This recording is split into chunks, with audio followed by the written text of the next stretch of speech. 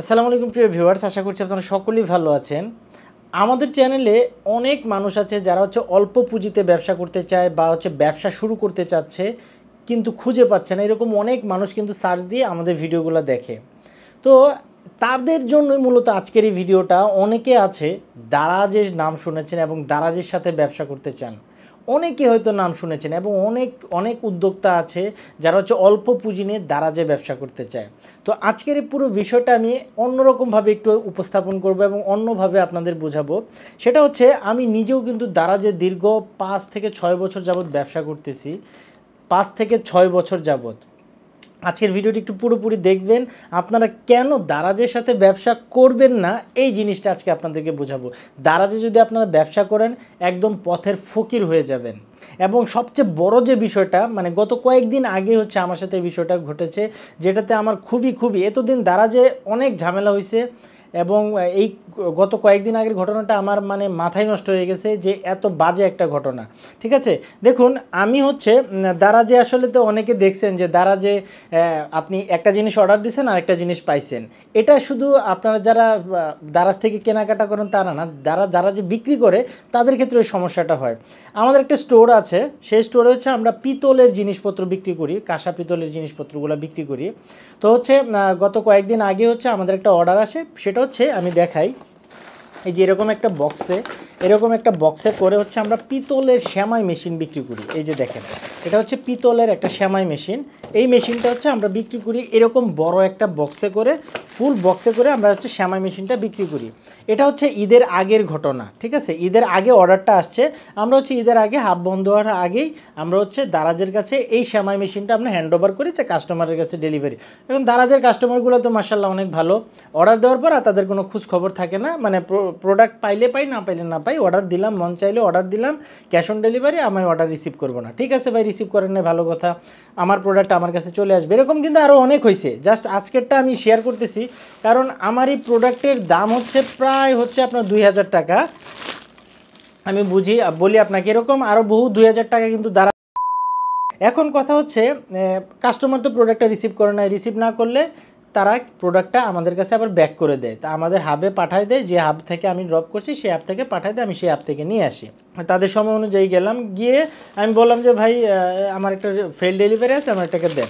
তো দেখলাম যে আসলে আমার বক্সটা দেখুন, এই যে বক্সটা, এই বক্সটা আমি দেখলাম এতটুকু ছোট একটা বক্স আমাকে তারা দিচ্ছে।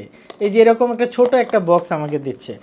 আসলে দেখেন, এটা টোটালি দারাজের একটা, মানে দারাজে যারা কাজ করে বা দারাজে যারা এমপ্লয়ি আছে, মানে এসব হাব টাপ কন্ট্রোল করে তারাই বা যে সব প্রোডাক্টগুলো ডেলিভারি করে বা ডেলিভারি বয়গুলো সবচেয়ে বেশি গুলা করে। তারা হয়তো পিতলের সেমাই মেশিনটা দেখছে, এটা কিন্তু একটা এক্সক্লুসিভ জিনিস। ঠিক আছে, এই সেমাই মেশিনটা দেখছে, এই সেমাই মেশিনটা দেখার পরে তারা এই প্রোডাক্টটা চেঞ্জ করে দেয়। দেখেন আমাকে ভাই কি দিছে, ভাই ফর্সা ওয়ার ক্রিম দিছে। ভাই আমি ফর্সা ওয়ার ক্রিম দিয়ে করবো কি? এটা আমি বিক্রি করি না, এটা আমি লাগাবো। এই যে দেখেন, ফর্সা ওয়ার একটা ক্রিম দিছে। এটা আমি দেখাই, আমি যদি দেখাই, যে দেখেন এটা আপনি দারাজে সার্চ করে আমি দেখতে পাইলাম যে এটার দাম মাত্র আপনার 700 থেকে 800 টাকা। এটা হলো নর্মাল গেল একটা। এখন তাদের একটা পলিসি আছে যে ক্লেম করলে তারা আবার আমাদের প্রোডাক্টটা আবার আমাদেরকে দিয়ে দিবে, বা সেই প্রোডাক্টের টাকাটা আমাকে দিয়ে দিবে। প্রোডাক্টটা দিতে পারবে না, টাকাটা দিয়ে দেবে। দেখেন এই দারাজের অবস্থা।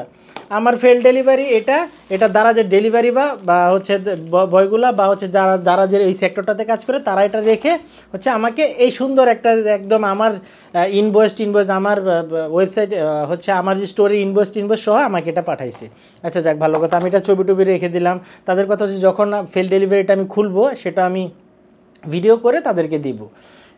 তাদের পলিসি কিন্তু দারাজের এত বাজে পলিসি যে তাদের পলিসি প্রতিদিনই আপডেট হয়, প্রতিদিনই আপডেট হয়, মানে একদম সেলারদের 12টা বাজায় দিতেছে। তারপরে ঠিক আছে, আমি বাসায় এসে ক্লেম করলাম যে 1-2 দিনের ভিতর ক্লেম করতে হবে। আমি আবার সুন্দরভাবে এখানে ক্লেম করলাম তাদের সব রিকোয়ারমেন্টে।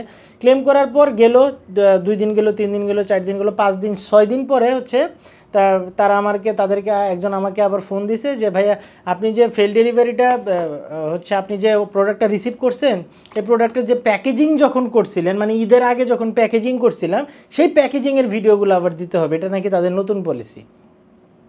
আরে ভাই, শুধু পলিসি চেঞ্জই করে।